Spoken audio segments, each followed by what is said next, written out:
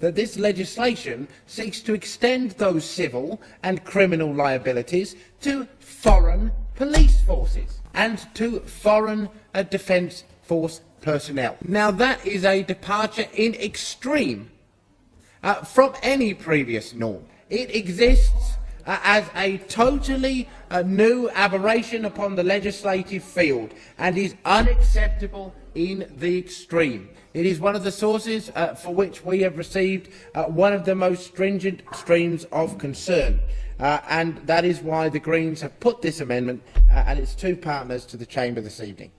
This is Senator Steele-John speaking for the Greens, and the two amendments the Greens wanted to push through, the main ones, were firstly that other emergencies be defined within the legislation, and that way it could be limited, because other emergencies could mean anything. They can concoct an emergency out of thin air like they have with COVID-19. And there you go, you've got foreign troops and foreign police all over the place. The second definition they wanted to include, or at least have further description on, was the term in good faith, because the immunity applies whenever they're doing something any of these foreigners are doing in good faith. Now, that's very subjective, and there was a legal representation either made at one of the hearings or in a submission that basically stated that's impossible to prove. We acknowledge the presence of foreign forces on Australian soil is quite rightly a matter which draws significant public interest and scrutiny, which was in part why Labor asked that this bill be referred to a legislative inquiry to ensure there were no unintended consequences as a result of the bill's provision. The two amendments put forward by the Greens were specifically there to stop unintended consequences, and of course Labor voted against those amendments, thereby enabling open slather on unintended consequences. So what she just said there was, or the script that she's reading, was in contradiction to how they voted. It's important to note that what is proposed in the bill is neither the automatic grant of immunity to foreign forces nor an automatic approval for their presence on Australian soil. Senator Wong has introduced something that's not even in the bill, and that is that, look, it's not automatic, or no one said it was, but in saying that, she's trying to make it sound like it's quite innocent, when in actual fact, if she just focused on what was in the bill, like the Greens did, you would know that it's not innocent at all, and there are many unintended, well, they say unintended, we all say intended consequences that are bad for Australians down the track. I also note that during the 1920 bushfire season, Australia received assistance from Defence Forces of New Zealand, of Singapore, Japan, Papua New Guinea, Fiji, Indonesia, Canada and the United States. And they were deployed without immunity, and they carried out their functions perfectly well, because the instructions they were carrying out did not require the use of force against the Australian people, which makes clear the reason they're leaving other emergencies undefined is that they have plans, as I've said before, to concoct an emergency where they will be using force and need that immunity. As some of your own members acknowledge, there is a need to define clearly what we mean when we say good faith. And just like the questions around the constitutional head of power that supports many of the activities described in this bill, it would be much better to clarify this issue before leaning on a conception of good faith which is not settled and may prove to be unstable when relied upon. I put the question that amendments on sheet 1143, 1144 and 1148 be agreed to. Those for the question say aye. Those against say no. I think the noes have it. So that was Penny Wong joining the others, voting down that amendment to define what good faith could be. Division required. Ring the bells. Honourable Senators, there being 9 ayes and 31 noes, it's resolved in the negative.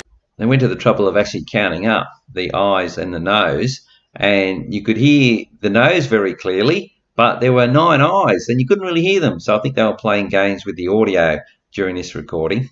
And can I just say in closing to the opposition, Senator Wong, can I thank you and also Richard Marles and his office for their very constructive way of which we've engaged with this to get to this very important legislation. Honourable Senators, the time allotted for debate has expired, so I'll now report progress. The question is that the remaining stages of the bill be agreed to and the bill be passed.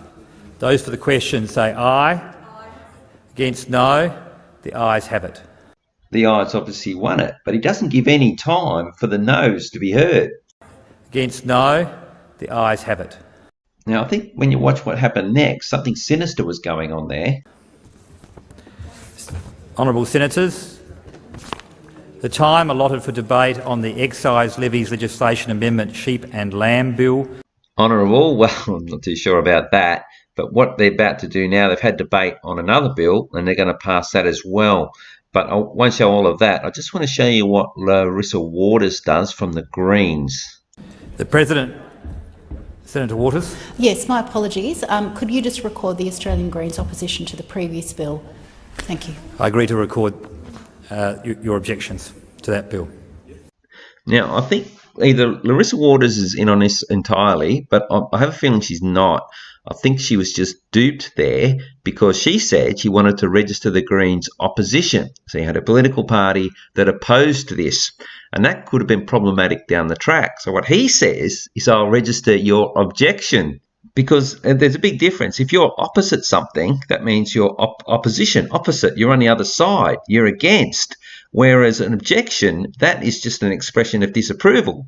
So you can disapprove of something, have an objection to it, but then reluctantly be for it. But you can't say that about being opposite. You can't be opposite and for it at the same time, but you can object to something while being for it at the same time. So she didn't get on the record that the Greens were opposed to the bill. Now, the fact that Larissa Waters had to do it post-haste is also an indication that they didn't want to register the Greens or any opposition to it, even though Steele-John just spent a couple of hours arguing against it, being opposite to it. They didn't want that to be recorded. So certain stuff gets recorded. They don't record everything because a lot of it's just, just a lot of nonsense that they're talking. But a lot of it, some of it needs to be recorded. Larissa Waters wanted that recorded, but it wasn't. So they must be thinking way down the track as what they're going to do was so bad that they have to claim that it was unanimous, something like that in some legal argument they know is going to crop up. I'm not too sure. But that was really telling that the Greens, despite their opposition to it, didn't get that registered in the Senate as being opposed to it. So we've got the result. I did record all of the sessions from the Senate website. You can go and watch that. It stays up for about a month or so. If something specific comes up in the news, I may refer back to it and make another video. But I think, the result is there now and we've been following it along. I don't think I need to do a big post-mortem on it, just sort of confirming what we already know, that they're just a bunch of sellouts. Legislation is brought in out of necessity. There's something that's happened or there is evidence to show that something is imminent. They bring in legislation as a contingency.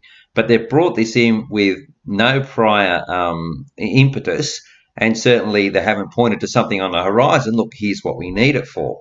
Looking at what's going on, the most logical reason that they would have when you look at what's coming down the track is that when they introduce austerity, when they call in that $1.4 trillion debt, which still hasn't been paid off despite they've sold off all our assets, we've got nothing, we've got no currency to pay off our debt, and they introduce crippling austerity.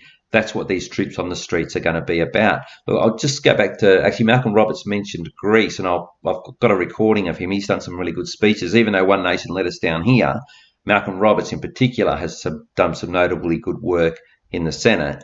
And he mentioned Greece in relation to the bail-in laws, and that's what's going to come here. But back, or maybe 5 years ago or so, when the Greeks were really protesting it, they voted in a guy called Tsipras or somebody, and he went off to Germany thinking, let's all be reasonable. We don't need to be put into grinding poverty. And Merkel, she threatened an invasion.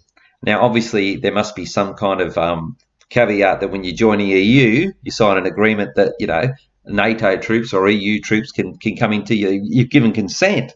So you had to back down. Now the Greeks are totally stuffed. And I think that's the equivalent of they've brought this in for down the track. They do a Greece on us.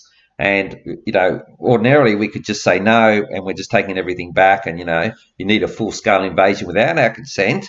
And they might even do that, but they haven't got our consent. But with this bill, they do have our consent implied to come in and do what they're going to do, what the Europeans were going to do to Greece, these foreigners are going to do to us, and simply take everything and lock us all down. But look, that's a way off. They're not going to call it in straight away. So we've got a bit of time to try and get this thing repealed. And one of the ways we can certainly work now, in some ways now that it's passed, you've got more of an argument, and it might be easy to get people's attention when you point out something that the immediate effect of this bill means that you no longer have inherent and in perpetuity the highest authority. The Australians are no longer inherent and in perpetuity, as unopposed into the future, the highest authority on this land. The people with the most claim to live, work and exist on this land, that's now no longer inherent, because that can change, and you can have a foreigner standing in front of you with legislative power and to be a higher authority than you, even from where you're standing, even from your property.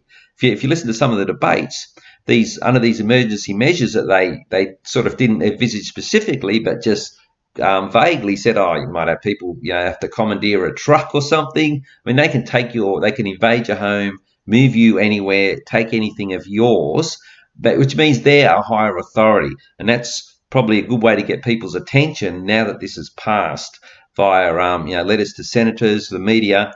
I've got a big video coming up on those sellouts. They've been totally quiet on all this, and there was very legitimate argument to be had, and it never happened out there just out in the general community in the Canberra bubble. Sure, some trumped up public hearing when no one else heard about it except for them down there, a select few. But this was not debated widely out in the public.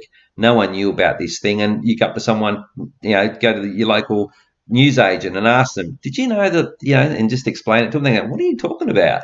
But then highlight to them the huge change in their inherent status and the rights that they have changed. They're no longer the pinnacle entity on this land. I mean, you probably weren't anyway, but at least in practice you were, certainly. But certainly in law, and if push came to shove, you could, eventually fall back on the Constitution and the fact that you're an Australian to say, no, I am the highest authority. No one has a higher claim. We all have equal claims, but no one from outside has a higher claim than us to our freedoms, to what we can do. So that needs to be highlighted. And I certainly haven't given up on this. I was a bit deflated last night, but woke up this morning, thinking, okay, nothing's going to happen immediately. They can't drop the austerity bomb on us straight away, so we've got a bit of time, work away at it, some more letters, and get some posters out there and see if we can't get this thing repealed. Certainly name and shame all of the senators. I'm going to give the Greens a bit of a go on this one. Isn't it funny how the Greens, in some ways, a lot of their policies are globalist policies with climate change and what have you that they push, but when push came to shove on this one, they were the only ones. They were the most patriotic. They were the ones that were for us. Thought that was quite ironic. It's a topsy-turvy world that we live in, where who you thought was your, fiercest opposition is suddenly your best friend, because the people that you thought, you voted for and I'm on their side, they're the ones that have turned against you. So, all right, that's it for this one. Got some more videos coming out. Stick with it, and we can still move forward and try and at least when they go to try and implement anything that they have planned, if we keep it get it into people's minds, so this is coming, when they go to do it, everyone can go, no, it's not going to happen. That's another factor as well, to keep going at these things. So, look, I was a bit deflated last night, more positive today, so let's stay positive. And I'll draft up some more resources if people want to send them off. I know the tendency now is they've all had enough and, it's passed, let's give up. I'm not going to give up, and hopefully as many people that have been following me and joined the channel through the course of this, it'd be good if people could hang around and we could still keep plugging away at this, and maybe even expand our opposition now that it's passed, and we could really argue all of the points and some of the things that are now in place. So, all right, that's it for this one.